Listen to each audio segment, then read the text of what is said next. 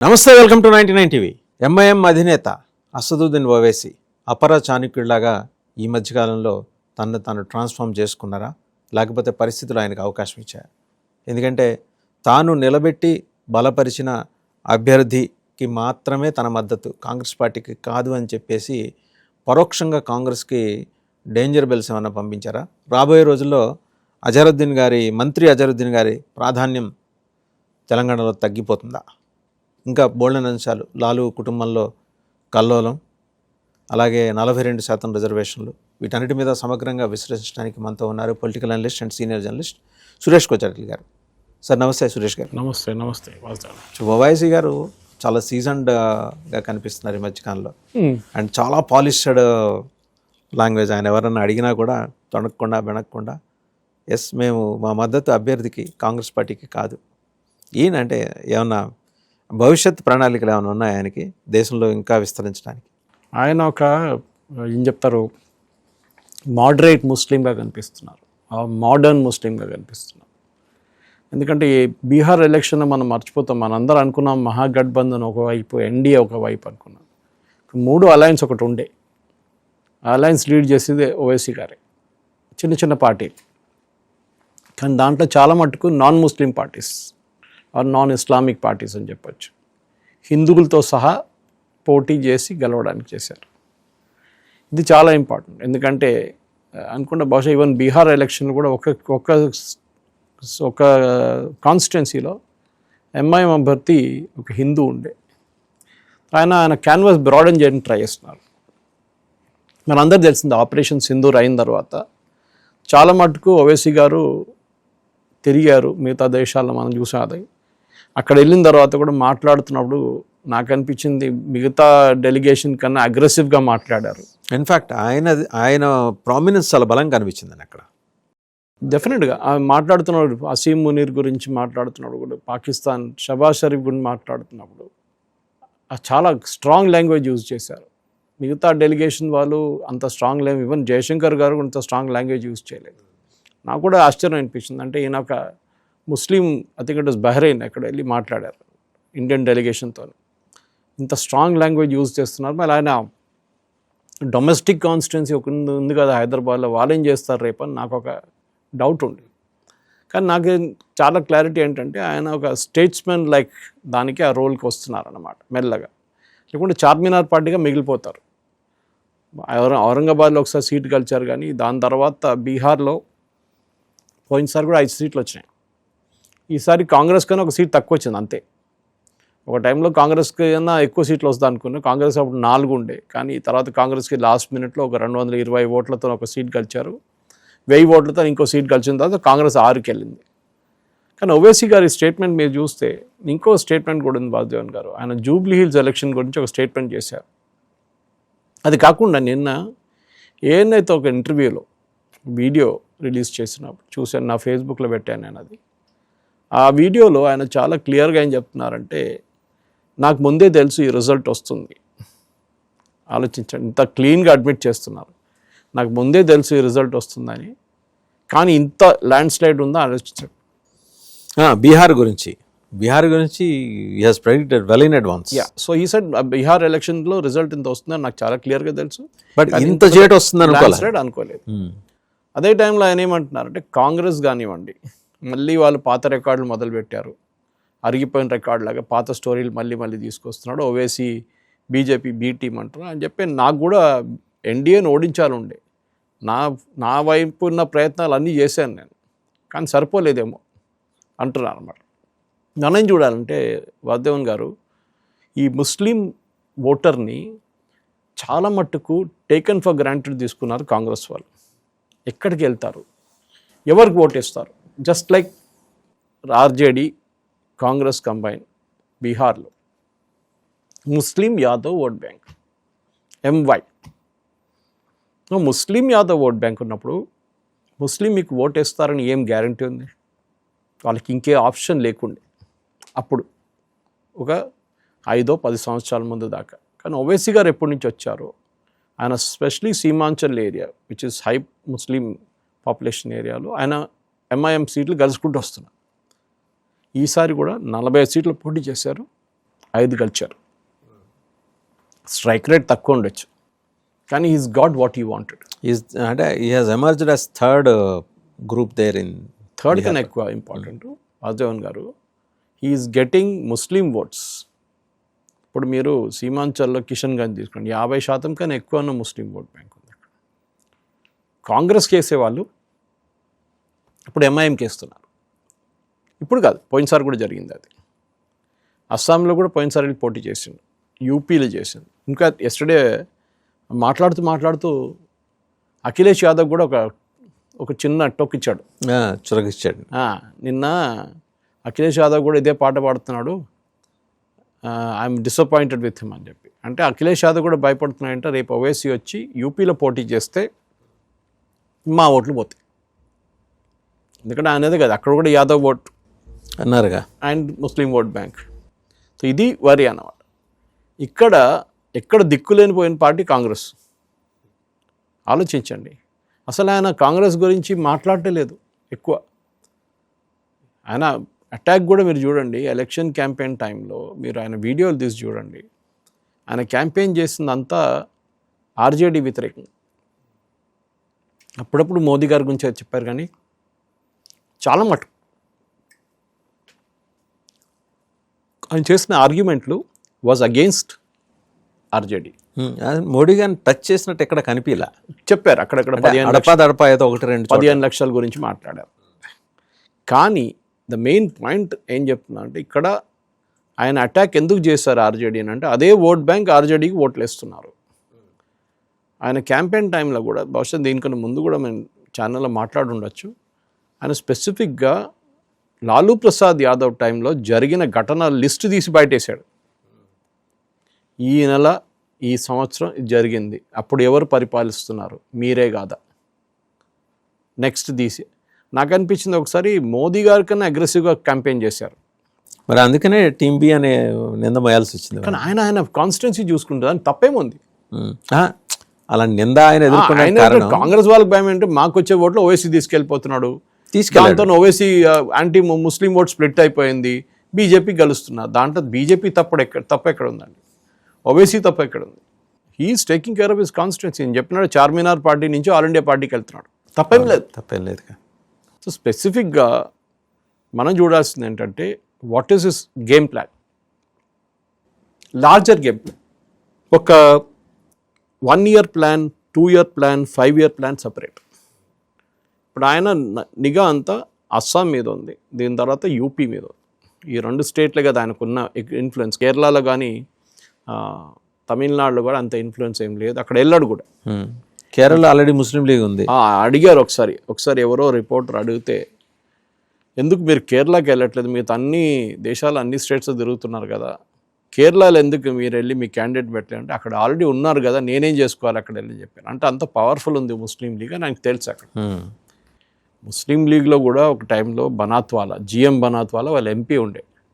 ఆయన కేరళతో ఏ సంబంధం లేదు, ఒట్టి వచ్చి నామినేషన్ వేసి వెళ్ళిపోతుండే, ఎలక్షన్ గెలుస్తుండే. మన వాయనాడ్ పాత, ఇప్పుడు ప్రియాంక వాద్రా కాన్స్టిట్యున్సీ, పాత రాహుల్ గాంధీ కాన్స్టిట్యున్సీ, పక్కన ఉన్న కాన్స్టిట్యున్సీ మనపురం. ఓకే, దానికి వ్యతిరేక పేరు అప్పుడప్పుడు మారిపోయినాయి కాన్స్టిట్యున్సీ పేర్లు.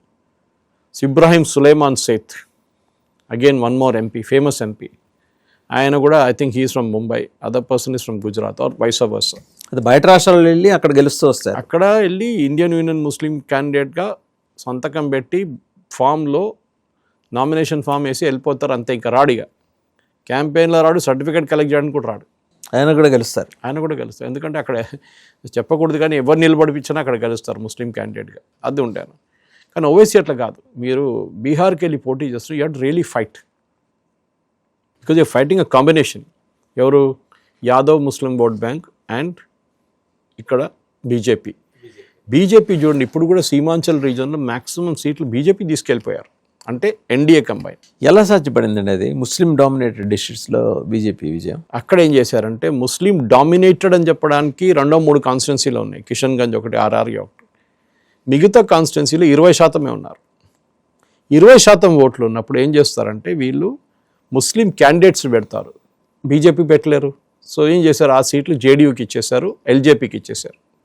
వాళ్ళు క్యాండిడేట్ పెట్టుకున్నారు. ఇన్ఫాక్ట్ దాని నుంచి క్యాండిడేట్ కూడా గెలిచారు అనుకుంటా. ఒకటి 1 candidate is won Muslim candidate is one. ఆ స్ట్రాటజీ అన్నమాట. మిగతా చోట్లలో బీజేపీయే హిందూ క్యాండిడేట్స్ని పెట్టి చూడండి ముస్లిమ్స్ వచ్చి మీకు ఇంతమంది ఉన్నారు, అక్కడ ఒక న్యాచురల్ ధృవీకరణ జరిగింది అనుకోండి. అక్కడ దెర్ వాజ్ అ పోలరైజేషన్. ఆ పోలరైజేషన్తో బీజేపీ సీట్లు గెలిచారు. ఈ భయం అందరికీ ఉంది. 50% కన్నా ఎక్కువ ఉన్న ముస్లిం కాన్స్టిట్యున్సీలో బీజేపీ ఎప్పుడు గెలవలేరు. సో అక్కడేం చేశారు, స్ప్లిట్ చేశారు ఓట్లు.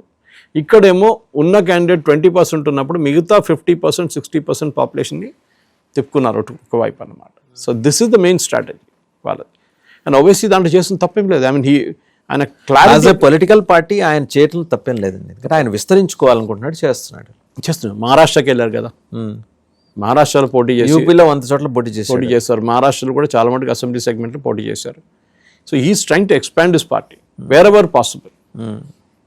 అస్సాం మీద ఎందుకండి ఆయన ఫోకస్ పెట్టింది? అస్సాంలో, నార్త్ అస్సాం, బంగ్లాదేశ్ వైపు ఉన్న అస్సాంలో చాలా మటుకు 1965 నుంచే అక్కడ చాలామంది వచ్చి ఉంటున్నారు ముస్లిమ్స్. దానికే తర్వాత పెద్ద గొడవ జరిగింది, మీకు తెలుసు. Prafulla Kumar Mahanta, all Assam students union, చాలా మటుకు అజిటేషన్ జరిగి చాలామంది చనిపోయారు, పోలీస్ ఫైరింగ్ దాంట్లో. దాని తర్వాత రాజీవ్ గాంధీ గారితో అగ్రిమెంట్ సైన్ చేశారు, మీకు గుర్తుంటుంది. అవును, ఆ అగ్రిమెంట్ ఇప్పుడు కూడా ఉంది. దాంట్లో ఏం చెప్పారంటే still it is in vogue, still in vogue, that all అస్సాంలో ఉన్న అందరు బంగ్లాదేశీలు, దే డిడ్ంట్ సే హిందూ ముస్లిం ఆర్ సంథింగ్, అందరు బంగ్లాదేశీని అస్సాం నుంచి పంపించేసేయండి, మీరు ఎక్కడికి వెళ్తారో నాకు తెలియదు. ఓకే, మిగతా డిస్ట్రిక్ట్స్, మిగతా స్టేట్స్కి పంపించింది, మా దగ్గర అస్సాంలో ఉండకూడదు. అంటే ఇప్పుడు మిగతా స్టేట్స్కి వెళ్ళినా పర్లేదు. కానీ ఏం జరిగిందంటే తర్వాత దాన్ని కూడా డైల్యూట్ చేసేసారు. ప్రఫుల్ల కుమార్ మహంతా సీన్ ఇప్పుడు అస్సాం గణ పరిషత్ అని చెప్పి వాళ్ళ పొలిటికల్ అవుట్ఫిట్ ఉన్నారు. They are in alliance with BJP నా. ఈ అస్సాంలో ఉన్న నార్త్ డిస్ట్రిక్ట్ అక్కడ బద్రుద్దీన్ అజ్మల్ పార్టీ ఒకటి ఉంది, AIUDF అని చెప్పి ముస్లిం పార్టీ. వాళ్ళకి 25 నుంచి 35 క్యాండిడేట్స్ పెడతారు అక్కడ. 21 కాన్స్టిట్యున్సీలో they have an impact to make. కొన్నిట్లో ఇట్లనే బీహార్ లాగానే మెజారిటీ ఉన్నారు, కొన్నిట్లో తక్కువ ఉన్నారు. సో ఈ పార్టీలని ట్యాకిల్ చేయడానికి ఓవైసీ గారికి ఏమనిపించింది, నాకు కూడా ఒక ఆపర్చునిటీ ఉంది అక్కడ, వీళ్ళకే ఎందుకు ఓట్లు వేయాలి. ఒక టైంలో AIUDF కాంగ్రెస్తో టైఅప్ ఉండే, అలయన్స్లో ఉండే, మళ్ళీ దాని నుంచి బ్రేకప్ అయిపోయారు వాళ్ళు. ఒక ఛాన్స్గా నేను అక్కడికి వెళ్తాను, బహుశా నేను ఇప్పుడు గెలవలేను కానీ వచ్చే 5 సంవత్సరాలతో గెలవచ్చు అక్కడ. సో బీహార్లో కూడా 15 సంవత్సరాల ముందు ఓవైసీకి ఏం లేకుండే, MIMకి ఏం లేకుండే. మరి మెల్లగా ఆయన ఇప్పుడు 5 గెలిచాడు, నెక్స్ట్ టైం 7 గెలవచ్చు.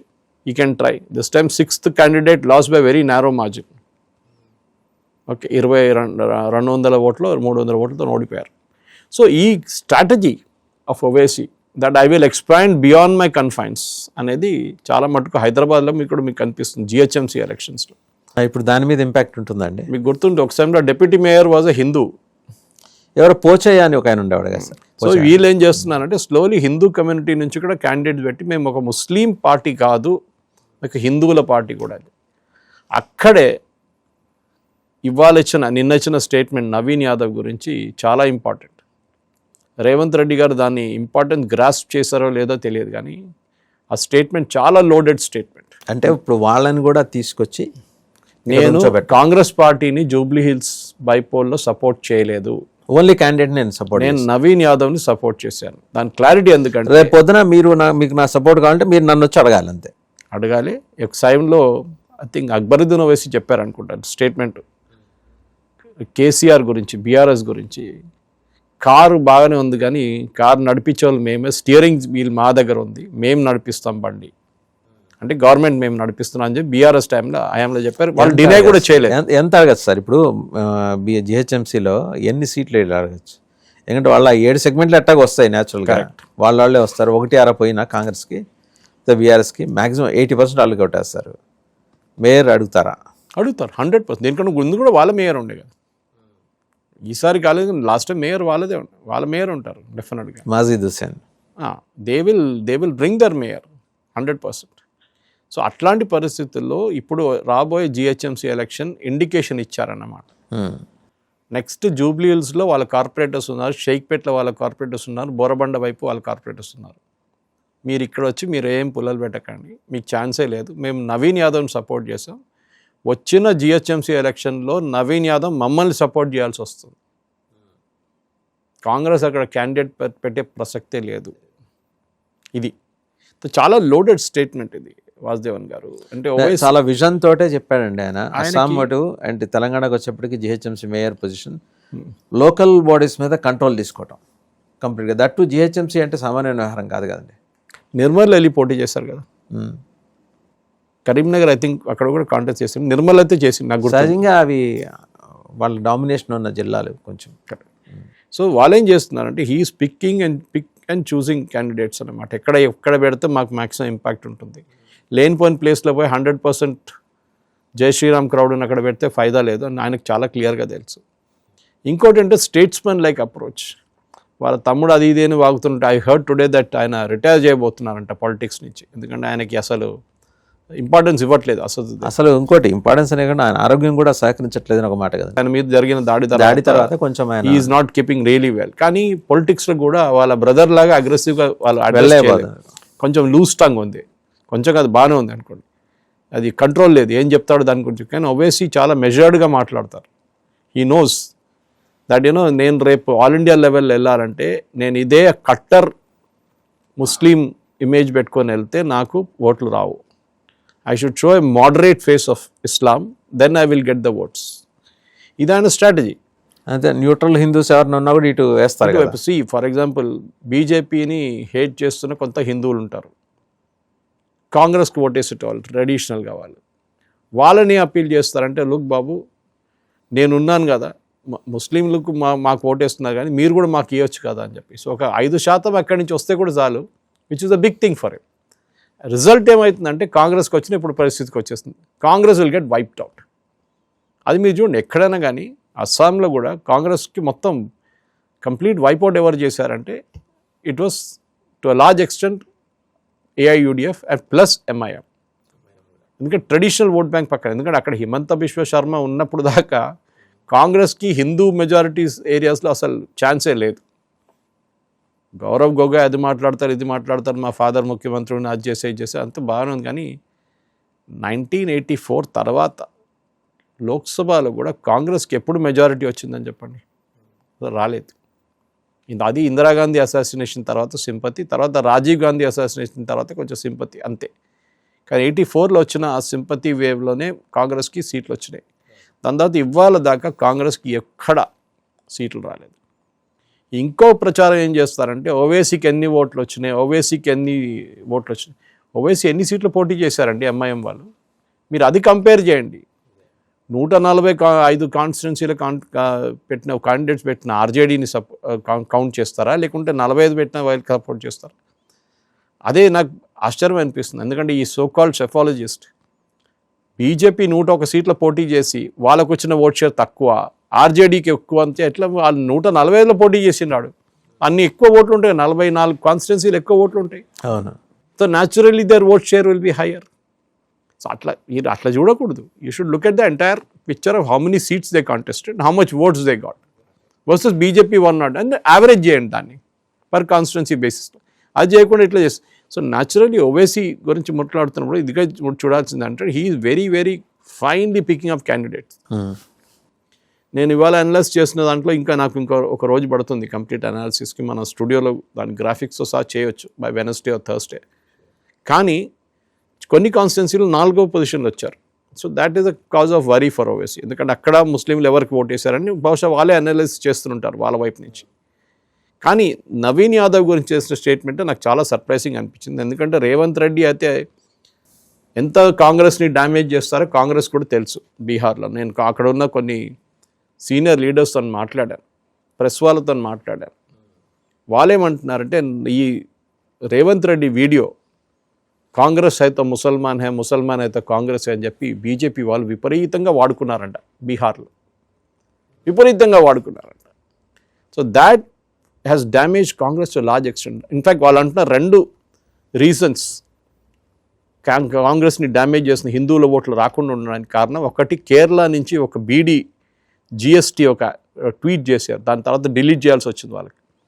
బీడీ అండ్ బీహార్ అని చెప్పి బీడీ మీద జిఎస్టీ తగ్గించారు, మిగతా దాని మీద సిగరెట్ల మీద ఎక్కువ చేశారని చెప్పి కొంచెం టీజ్ చేశారు. బీడీ అండ్ బీహార్ క్యాంపెయిన్ అది చాలా డ్యామేజ్ చేసింది కాంగ్రెస్ని అక్కడ బీహార్లో. రెండోది రేవంత్ రెడ్డి గారి స్టేట్మెంట్. ఇక ఈయన ఢిల్లీకి వెళ్ళి నవీన్ యాదవ్ని తీసుకెళ్ళి రాహుల్ గాంధీని కలిసింది, షాల్ వేసేసారు, అన్నీ మాట్లాడారు, చాలా బాగుంది, మంచి క్యాంపెయిన్ చేశారని చెప్పిందంతా ఒక ఇన్సూరెన్స్ లాగా అనమాట, యాంటిసిపేటరీ బెయిల్ లాగా. ఎందుకంటే లీడర్షిప్ ఛాలెంజ్ ఎప్పుడు కూడా ఉంది. ఇవాళ కూడా కాంగ్రెస్ లీడర్స్ కొంతమంది, in fact I think the secretary also, general secretary Congress వైపు నుంచి మాట్లాడుతూ ఒక రివ్యూ ఉండాల్సింది, కాంగ్రెస్ పార్టీ అంత బాగానే చేశారు కానీ we should have a review, ఎవరెవరు ఎట్లా పర్ఫామ్ చేస్తున్నారు, కాంగ్రెస్లో లాస్ట్ 2 సంవత్సరాలు జాయిన్ చేసిన వాళ్ళు ఏం చేశారు, this is specifically at BRS MLAs, 10 మంది బీఆర్ఎస్ ఎమ్మెల్యేస్ వచ్చి వాళ్ళే వాల్యూ తీసుకొచ్చారు మీకు అని చెప్తున్నారు. లోకల్ బాడీ ఎలక్షన్స్ ఎప్పుడైనా కానీ వాసుదేవన్ గారు ఎవరు గెలిచినా కానీ వాళ్ళు రూలింగ్ పార్టీ వైపే వెళ్తారు, న్యాచురల్ అండి అది. ఎందుకంటే వాళ్ళకి ఫండ్స్ కావాలి, సర్పంచ్ అయినా కానివ్వండి, ఎంపీటీసీ జడ్పీటీసీ, వాళ్ళకి డబ్బులు కావాలంటే వాళ్ళు గవర్నమెంట్ వైపు నుంచి వెళ్ళాలి, కాంట్రాక్టులు కావాలంటే గవర్నమెంట్ వైపులో ఉండాలి. వాళ్ళు కాంట్రాక్ట్లు అంతా బేనామీ నేమ్ మీద నడుస్తుంది కదా ఇక్కడ, అదే ఒరిజినల్ నేమ్ మీద ఎవడు కాంట్రాక్ట్ తీసుకోడు, అది ఇంకోటి. సో ఓవైసీ గారిది లార్జర్ పిక్చర్ చూస్తే నాకు ఆయన నెక్స్ట్ స్టెప్ అస్సాం, బహుశా బెంగాల్. నేను I won't be surprised if he doesn't do Bengal, ఎందుకంటే బెంగాల్లో అంత ముస్లిమ్స్ ఇంకెక్కడ లేరు, లార్జ్ స్టేట్ అది, large state and large number of Bangladeshi Muslims. అది ఈయన ఎట్లా ట్యాకిల్ చేస్తారు, ఇప్పుడు దాకా ఆయన బెంగాల్ ఎక్కువ కాన్సన్ట్రేట్ చేయలేదు, ఈసారి చేస్తే it will be a big thing. Mamata Banerjee ఎట్లా రియాక్ట్ చేస్తే చూడాల్సింది, ఎందుకంటే ఆమె బయట నుంచి ఎవరైనా రాగానే first thing she uses is Bengali image, Bengalis for Bengalis అని చెప్పే ఒక ముందు శివసేన స్లోగన్ ఉండే, మహారాష్ట్ర ఇస్ ఫర్ మరాఠీస్ అని చెప్పి, అది సేమ్ స్లోగన్ ఈమె బెంగాల్ యూజ్ చేస్తుంది. బెంగాలీ ముస్లిమ్స్లో ఈడు బయట నుంచి వచ్చిండు, హైదరాబాద్ నుంచి వచ్చిండు, వీరెవడు మనం చూసుకోవడానికి అని చెప్పి she might run a campaign like that. ఇదే క్యాంపెయిన్ వీళ్ళు బీహార్లో కూడా ట్రై చేశారు దీనికన్నా ముందు, ఇప్పుడు కాదు, పోయినసారి 2020లో కాంగ్రెస్ ఆర్జేడీ ఇదే టాక్టిక్ ట్రై చేశారు. ఎక్కడి నుంచో వచ్చిన, హైదరాబాద్ నుంచి వచ్చిన ఓవైసీ ఇక్కడేం చేస్తాడని చెప్పి, కానీ ఆయన చాలా స్మార్ట్గా అనలైజ్ చేసి అట్లాంటి స్ట్రాంగ్ క్యాండిడేట్స్ పెట్టి చాలా మటుకు క్యాంపెయిన్ చేసింది. లాస్ట్ టైం 5 సీట్లు వచ్చినాయి, 4 ఆర్జేడీ కొనుక్కున్నారు. అయినా మళ్ళీ ఇప్పుడు 5 గెలుచుకున్నారు. ఆయన అది కోపం ఉండే, అది that is one of the reasons he was very angry. నేను ఇంత కష్టపడి గెలిచిన సీట్ల మీద 4 సీట్ల మీద మీరు నా క్యాండిడేట్స్ కొనుక్కున్నారు, మీరు నా ఎమ్మెల్యేస్ని కొనుక్కున్నారు మీరు, నేను ఈసారి క్యాండిడేట్స్ పెడతాను. ఈసారి కొనుక్కుంటారో లేదని ఇప్పుడు ఛాన్స్ లేదు, ఎందుకంటే బీజేపీ ఎన్డీఏ అలయన్స్కి ఎవరు అక్కర్లేదు, కంఫర్టబుల్గా ఉన్నారు, ముస్లిం ఎమ్మెల్యేస్ అక్కడ వెళ్ళరు కూడా. ఆర్జేడీకి లేని అసలు 20-25 సీట్లను వాళ్ళు మిగిలిపోయారు, కాంగ్రెస్ 6 సీట్లు మిగిలిపోయారు. They will be comfortable where they are. ఇంకోటి ఆయన ఏమన్నారంటే చాలా ఇంపార్టెంట్, నేను నితీష్ కుమార్ గారితో మాట్లాడి డెవలప్మెంట్ ప్రాజెక్ట్ సీమాంచల్లో తీసుకురావాల్సిన డెవలప్మెంట్ని నేను తీసుకొస్తాను, నేను మాట్లాడతాను. That is a important statement. ఎందుకంటే ఒక కన్స్ట్రక్టివ్, ఆయన చెప్పారు I will work with relationship అట్లా ఉంటుంది, కన్స్ట్రక్టివ్గా రిలేషన్షిప్ ఉండాలి. ఎలక్షన్ అయిపోయింది, ఓట్లు గంతి అయిపోయింది, సీట్లు వచ్చేసినాయి, ఇంకా 5 సంవత్సరాల దాకా కొట్లాడక్కర్లేదు. We will try and get maximum development for Seemanchal, which is a good strategy. ఎందుకంటే సీమాంచల్ అంటే ఆయన 5 సీట్లు ఒకటే కాదు కదా, అక్కడ 24-25 సీట్లు ఉన్నాయి, ఆ సీట్లు కూడా చూసుకోవాలి కదా. సో డెవలప్మెంట్ తక్కువనే అక్కడ ఏరియాలో, very backward area. As it is బీహార్లో చాలా మటుకు ఏరియాస్ బ్యాక్వర్డ్, కొన్ని ఇంప్రూవ్ అయింది అనుకోండి, almost 30-40% Bihar is improved a lot, కానీ ఇంకా ఉన్నాయి, స్పెషల్లీ ఎంప్లాయ్మెంట్ దాని గురించి. ఇప్పుడు కూడా చూడండి, చాలా మటుకు సీమాంచల్ నుంచి ఉన్న వాళ్ళు ఎంప్లాయ్మెంట్ హైదరాబాద్, బెంగళూరు, చెన్నై అట్లాంటి ప్లేస్లో వర్క్ చేస్తారు. వాళ్ళని అక్కడే ఉంచాలంటే డెఫినెట్లీ అక్కడ పెద్ద పెద్ద ప్రాజెక్ట్స్ రావాల్సి వస్తుంది. దానికి మోదీ గారు అయితే ఆల్రెడీ బీహార్కి ప్రామిస్ చేశారు. సో రేపు I won't be surprised if Nitish కుమార్తో కూర్చొని మాట్లాడి ఒక ఫోటోగ్రాఫ్ కూడా రేపు పేపర్లో వస్తే ఐ వోంట్ బి సర్ప్రైజ్డ్. ఇట్లా ఎవరు ఓవైసీ జరగవచ్చు, anything is possible in politics, right possible. And ఆయన మూవ్స్ కూడా చాలా డిఫరెంట్గా ఉన్నాయి. అండ్ ఇదివరకటికి ఇప్పటికీ మీరు గమనించారు, మీరే చూశారు కదా, మాట్లాడే ధోరణిలో కొంచెం సాఫ్ట్నెస్ వచ్చింది అండ్ వెరీ క్లారిటీ ఉంది. నిన్న వీడియో పోస్ట్ చేయగానే దాని కింద చాలా కామెంట్లు వచ్చినాయి, మా ఫ్రెండ్స్, నా ఫాలోవర్స్ ఫ్రెండ్స్ చాలామంది కామెంట్ చేశారు, very mature way of dealing with things. అంతే కొంతమంది అయితే చెప్తున్నారు ఆయన అక్కడొకడు అంటాడు, ఇక్కడొకడు అంటాడు, కానీ లాస్ట్ 5-6 monthsలో he has learn the tricks. నేను చార్మినార్ పార్టీ ఉండకుండా నేను ఆల్ ఇండియా లెవెల్లో వెళ్ళాలంటే నాకు ఒక బిగర్ క్యాన్వాస్ కావాలి.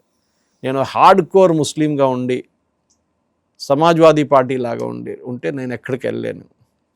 నేను ఒక ఎస్డిపిఐ కానీ కేరళలో ఉన్న అట్లాంటి ముస్లిం పార్టీస్ పెట్టుకుంటే నేను ఎక్కడికి వెళ్ళలేను. I should have more broader appeal అని చెప్పి బేస్ ఆల్సో. దానికోసం ఒక మోడరేట్ ఫేస్గా వచ్చి అక్బరుద్దీన్ ఓవైసీని బయటకు రాకుండా చూసుకొని ఆయన ఏదో లూజ్ స్టేట్మెంట్ చేయకుండా that is showing a bigger picture of Bihar. I think ఆ బీహార్ రిజల్ట్స్ ఇట్ సెల్ఫ్ చూపిస్తుంది మీకు ఎంత మట్టుకు ఇంకొక స్టేట్ నుంచి ఒక పార్టీ వెళ్ళి అక్కడున్న లోకల్ పార్టీని ఓడించడం అంటే చాలా ఇంపార్టెంట్, చాలా చాలా చాలా దట్టు దక్షిణాది నుంచి వెళ్ళి. అదే అంటారు. సో స్పెసిఫిక్లీ కానీ ఆయన మాట్లాడేది ఉర్దూలోనే మాట్లాడతారు అనుకోండి, దాని ప్రాబ్లం లేదు. So the audience will connect up. నేను బహుశా మన ఛానల్లో చెప్పాను, ఇంకెక్కడ చెప్పాను, కానీ ఆయన వచ్చిన ఆడియన్స్ చూడాలండే ఆయన ర్యాలీస్కి. పెద్ద లక్షలు వచ్చారండి. ఎక్కడి నుంచి వస్తారు? మీరు ఎక్కడి నుంచి తీసుకొస్తారు క్యాండిడేట్? జనాకర్షణ అన్న నాయకుడు, అందులో డౌట్ ఏం లేదు. అదే ఎందుకంటే ఆయన చెప్పే పాయింట్ల మీద నాకు అదే మళ్ళీ నచ్చింది. ఆయన చెప్పిన పాయింట్స్ అంతా నాట్ బ్లైండ్ క్రిటిసిజం, వాడు బాగాలేదు వీడు బాగాలేదు మోదీ లెక్క పెట్టుకొని చెప్తున్నాడు ఆయన. ఆయన డేటా తీసుకొచ్చాడు. ఐ వాజ్ సర్ప్రైజ్, ఎందుకంటే ఆ డేటా నా దగ్గర లేకుండే. తర్వాత నేను రీసెర్చ్ చేస్తే ఆ డేటా కరెక్టే. అది ఎన్ని కమ్యూనల్ ఇన్సిడెంట్స్ జరిగింది, ఎంతమంది హత్యలు జరిగినాయి, ఎంతమంది అమ్మాయిలు రేప్ జరిగినాయి, ఇదంతా ఆయన స్టాటిస్టిక్స్ తీసుకొచ్చి చెప్పాడు. ఇదంతా లాలూ ప్రసాద్ రూల్లో జరిగింది. మీరు మీకు ఎందుకు ఓట్లు ఇవ్వాలి చెప్పండి. This is brilliant strategy. So Owaisi గారి ప్రస్థానం అలా మొదలైంది. ఇంకా కమింగ్ టు సార్ లాలూ గారి గురించి, మనదే రాష్ట్రం లాలూ గారు. ఆయన అనేవాడు కదా, ఆలు ఉన్నంత వరకు లాలూ ఉంటాడని. ఆలు ఉంది, లాలూయే అదృశ్యం అవుతున్నాడు, లాలూ పార్టీ అదృశ్యం అవుతుంది. ఎందుకని అంటారు? పైగా సొంత కుటుంబం నుంచి రోహిణి ఆచార్యతో పాటు ఇంకొక ఆయన బహుసంతానం కదా, ఇంకొక 3 డాటర్స్ కూడా బయటకు వచ్చేస్తున్నారట. 9 మంది పిల్లలు, దాంట్లో 2 బాయ్స్ అండ్ మిగతా 7 child women child girls. So దాంట్లోనే వీళ్ళకి ఎప్పుడైనా అంతే వాసుదేవన్ గారు, ద గోయింగ్ ఇస్ గుడ్, అందరు తోడు ఉంటారు. ఏ రోజు మీరు ఆ పవర్ వెళ్ళిపోతుందో చేతి నుంచి, ఆ రోజు నుంచి మొదలవుతుంది ప్రాబ్లమ్స్ అన్నమాట. దీంట్లో ముందు నుంచే ఉండే దిస్ పర్టికులర్ ఆచార్య. ఏమైతే రోహిణి ఆచార్య అయితే వాళ్ళ చాలా రోజుల నుంచి ఆమె she was keeping a distance. ఆమె సింగపూర్లో ఉంటుంది. లాలూ ప్రసాద్ యాదవ్ కూడా సర్జరీ కూడా సింగపూర్లో జరిగింది. ఎందుకంటే ఆమె అక్కడ ఉన్నప్పుడు డొనేట్ చేయడానికి ఈజీగా ఉంటుంది. ఇండియాకి వస్తే చాలా పెద్ద రూల్స్ అండ్ రెగ్యులేషన్స్ ఉంటాయి. ఇప్పుడు ఆమె ఏమంటుందంటే, నేమే ఎందుకు ఇవ్వాలి కిడ్నీ, ఇంకా వాళ్ళ తేజస్వి ఉన్నాడు కదా, తేజ్ ప్రతాప్ ఉన్నారు, వాళ్ళెందుకు కిడ్నీ ఇవ్వట్లేదు, మా అమ్మాయిలు ఎందుకు ఇవ్వాలని అడిగారు. అదొక చాలా సెన్సిటివ్ డిస్కషన్ పబ్లిక్లో. అంత జరగకుండా బాగా తండ్రి కోసం నిలబడి. సో వాళ్ళేమంటున్నారంటే, పాలిటిక్స్లో తేజస్వి టోటలీ పార్టీ డామినేట్ చేస్తున్నారు. తేజ్ ప్రతాప్ కూడా బయటకు వచ్చేసి ఇంకొక పార్టీ పెట్టి పోటీ చేశారు, కానీ ఇంపాక్ట్ ఏం క్రియేట్ చేయలేదు. లాలూది ఏం చెప్తారు, next stepping in to shoes and లాలూది ఉన్న ఏం చెప్తారు, ద ఇమేజ్ని మళ్ళీ తేజస్వి తీసుకొని నేనే ఇప్పటి నుంచి next generation of Lalu family is me, మిగతా ఎవరు ఉండకూడదు పార్టీలో, మిగతా ఎవరికి రోల్ లేదు దీంట్లో అని చెప్పి తీసుకొచ్చనమాట. దానికి నచ్చట్లేదు పార్టీలో. ఎస్పెషలీ ఈ అమ్మాయిలు పెళ్లి చేసుకున్న హస్బెండ్స్ ఉన్నారు చూడండి, ఇంకొంతమంది ఫ్రెండ్స్ ఉన్నారు, వాళ్ళు కూడా దీంట్లో ఉన్నారు, వాళ్ళు కూడా దిగిండు దీంట్లో ఈ గేమ్లో. సో చాలా మటుకు అలిగేషన్స్ అక్కడిక్కడ పోతున్నాయి, కానీ ఈ Tejashwi has not reacted to it till now. But Tej Pratap is supporting this girls, ఆమె చెప్పింది కరెక్టే అని చెప్పేసి. సో లాలూది అయితే ఆయన పాపం బతుకుండాలనుకుంటున్నాను, కానీ ఆయన హెల్త్ మన అందరికి తెలిసిందే, it's very sensitive, is surviving on a donated kidney. So ఆయన హెల్త్ అంత బాగాలేదు. ఆయన ఇప్పుడు ఆల్రెడీ బెయిల్లో మెడికల్ కండిషన్లో బెయిల్లో ఉన్నాడు. Actually suppose be in jail.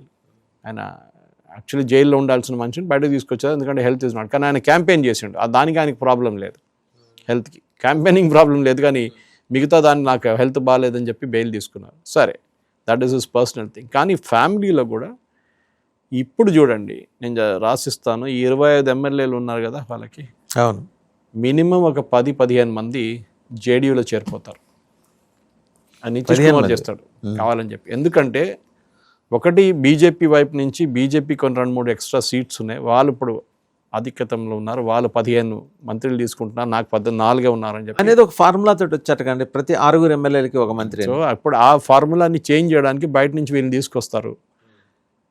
Okay, ఆ ఎమ్మెల్యేలన్నీ కొనుక్కుంటాడు, వాళ్ళని తీసుకొచ్చి జేడీయూలో పెట్టేస్తారు. దీని కూడా ముందు కూడా జరిగిందే, చిన్న పార్టీస్ నుంచి కొంతమంది ఎమ్మెల్యేలు వచ్చి కొంతమంది రిజైన్ చేసి జాయిన్ అయ్యారు. లాస్ట్ టైం కూడా బీజేపీ వైపు ఎక్కువ రాలేదు, అందరు జేడీయూ వైపు వెళ్తున్నారు. ఎందుకంటే వాళ్ళకేంటి, ఒకటి ముస్లిం ఓట్ బ్యాంక్ ఉన్న ఏరియాస్ ఉంటుంది, అక్కడ వాళ్ళకి ప్రాబ్లం ఉంటుంది. సో దానికోసం సో లాలూ ఫ్యామిలీలో జరుగుతున్న ఈ కొట్లాడు అన్ని ఫ్యామిలీస్లో ఉన్నాయి. మీరు ఇక్కడ కవితతో చూస్తున్నారు, ఇక్కడ బీఆర్ఎస్ వైపు మన వాళ్ళు ఈజీగా రిలేట్ చేయొచ్చు. నేను రిలేట్ చేస్తూ కథనాలు కూడా వచ్చినాయి. అక్కడ లాలు మాట్లాడలేదు, నాట్ వెల్. ఇక్కడ కేసీఆర్ గారు కూడా అంత హెల్త్ అంత బాగాలేదని చెప్తున్నారు, కానీ తెలియదు మనకు నిజమేమో తెలియదు. కేసీఆర్ గారు అసలు జూబ్లీ హిల్స్ కానీ ఏది కానీ ఏ క్యాంపెయిన్ చేయలేదు, మాట్లాడలేదు. కేటీఆర్ మీద కవిత మొత్తం అటాక్ చేస్తుంది, హరీష్ రావుని సపోర్ట్ చేస్తుంది. సో ద అటాక్ ఈ ఫ్యామిలీ కంపెనీస్లో ఏమవుతుందంటే, ప్రైవేట్ లిమిటెడ్ కంపెనీ ఇదంతా, వీళ్ళకి survival is only when success happens. ఆ మూమెంట్ ఆ కుర్సీ పోయింది అనుకోండి, ఎప్పుడు తిరిగి చూడడు మిమ్మల్ని. రాహుల్ గాంధీని ఇంత ఇప్పుడు దాకా కాంగ్రెస్ వాళ్ళు ఎందుకు పెట్టుకున్నాడు దృష్టి బొమ్మలాగా? రాహుల్ ఇంకా ఎవరు లేరు. మీరు ఒక శశి థరూర్ అని మాట్లాడతారు, కానీ శశి థరూర్ తీసుకొస్తే యాక్సెప్టెన్స్ ఉండదు అక్రాస్ ద నేషన్. ఆయన్ని కేవలం కేరళ లీడర్ గాని చూసుకుంటారు, ఇంగ్లీష్ ఇంటలెక్చువల్ గా చూస్తారు, ఇంగ్లీష్ ఇంటలెక్చువల్స్ వాళ్ళు చూసుకుంటారు, కానీ మిగతా మాసెస్ కి ఆయనకి ఎక్కడో. దానికోసం చూడండి, ప్రియాంక వాద్రాకి ఇప్పుడు కూడా పార్టీలో ఎక్కువ ఇంపార్టెన్స్ లేదు. ఈ ఎలక్షన్లో మహిళలు ఇంత దిగినప్పుడు, వాసుదేవన్ గారు మహిళలు ఇంత ఇంపార్టెన్స్ ఉంది మహిళల మీద, వాళ్ళ ఓట్లు ఎక్కువ ఉంటుందని చెప్పి తెలిసినప్పుడు కూడా మిసా భారతిని కానీ ఆర్జేడీ వైపు నుంచి she is the most active of all the political thing. మిగతా ఇన్ఫాక్ట్ ఆమె పేరు మిసా ఎట్లా వచ్చింది తెలుసా మీకు? ఈమె పుట్టింది ఎమర్జెన్సీలో. అవునవును. ఆ టైంలో maintenance of internal security act అని చెప్పి ఇప్పుడున్న యూఐపిఏ లాగా ఉండేది. అప్పుడు ఒక రూల్ ఉండేది, దాని short form acronym was MISA, MISA. ఆమె పేరు అట్లానే వచ్చింది అనమాట, మిసా భారతి అని చెప్పి పేరు పెట్టాడు లాలు ఆ టైంలో. కానీ వీళ్ళిద్దరిని ఎందుకు దింపలేదు వాసుదేవన్ గారు? తేజస్వి తీసుకున్నాడు క్యాంపెయిన్ అంతా. తేజస్వి టీ-షర్ట్ల మీద పెద్ద స్టోరీ ఉండే, ఆ రవీష్ కుమార్ ఒక స్టోరీ చేశాడు, ఒక్కొక్క రోజు ఒక్కొక్క కలర్ టీ-షర్ట్ అంట. అంటే ముందు ఆయన కుర్తా పైజామా వేసుకుంటుండే, రాహుల్ గాంధీ టీ-షర్ట్ వేసుకున్నాడు, నేను కూడా కొంచెం యంగ్గా కనిపించాలని చెప్పి టీ-షర్ట్లు వేసుకున్నాను. ఎంత ఏం చెప్తారు, ఇమ్మెచ్యూర్ పాలిటిక్స్ అంటే అది. They should use Misa Bharti, ఒకవైపు ప్రియాంక వాద్రా. కానీ రాహుల్ గాంధీ ప్రియాంక వాద్రాని ముందుకు తీసుకురాడు. సేమ్ కవిత ఫినామినన్ ఇక్కడ కూడా. ఈమె లాలు కూతురు, ఇప్పుడు కొట్లాడిన కూతురు కూడా అదే ప్రాబ్లం. రోహిణి ఆచార్య అదే ఇష్యూ వస్తుంది. దే డోంట్ వాంట్ 9 మందిలో 7 అమ్మాయిలే కదా, వాళ్ళని ఎవరినైనా 2-3 తీసుకురావచ్చు, ఒక్కటే తీసుకొచ్చేందుకు ముందు పెట్టారు మీరు.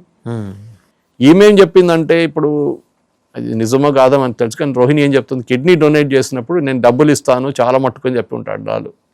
నిజమో కాదో మనకు తెలియదు, ఎందుకంటే ఆ ఫ్యామిలీ రిలేషన్షిప్లో అదంతా మనం మాట్లాడుకోలేదు, ఏ డీల్ పెట్టుకున్నారు అదే. Because illegal to donate a kidney with financial transaction జరగకూడదు, అది ఇల్లీగల్. ఇండియాలో అయితే ఇల్లీగల్ అట్లీస్ట్. సో ఇక్కడ జరిగింది ఏంటంటే, మీరు అడిగిన ప్రశ్నకి లాలు ఫ్యామిలీలో ఏం జరగబోతుందంటే, డెఫినెట్గా నెక్స్ట్ నేను ఇవాళ ఆల్రెడీ రాశాను దాని గురించి in my small Facebook post, Twitter పోస్ట్లో కూడా. ద ఎంటైర్ ఆర్జేడీ పార్టీ అనేది వైప్అవుట్ చేసేస్తారు. మోదీ గారు అదే చెప్తున్నారు. కాంగ్రెస్ గురించి చెప్పారు, మీకు గుర్తుందా? మోదీ గారు విక్టరీ స్పీచ్లో బీజేపీ ఆఫీస్లో ఒక మాట చెప్పారు, కాంగ్రెస్ ఒక స్ప్లిట్కి వచ్చేస్తున్నారు, ఒక స్ప్లిట్ వైపు వెళ్ళిపోతున్నారని చెప్పి. షకీల్ అహ్మద్ అని చెప్పి వాళ్ళ పార్టీలో అన్నిటికన్నా most important leaders in Bihar, ఆయన పోలింగ్ రోజు పార్టీ నుంచి రిజైన్ చేసింది.